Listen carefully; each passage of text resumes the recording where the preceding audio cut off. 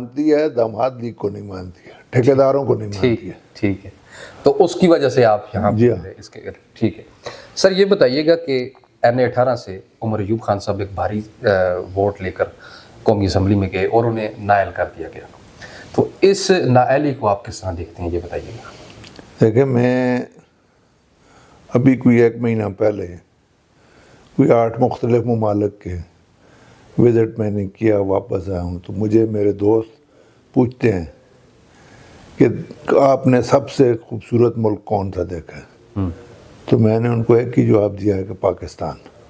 ٹھیک، پاکستان میں صرف خوبصورتی میں ایک چیز کی کمی ہے، رول آف لا کی، جو یہاں پر نہیں ہے۔ ٹھیک، تو وہی رول آف لا نہ ہونے کی وجہ سے ہاں، عمر ایوب خان ہو یا کوئی بھی ہو، جو ان کو سزائیں مل رہی ہیں، وہ میرے نزدیک اکارڈنگ ٹو لا نہیں ہے۔ ٹھیک ہے۔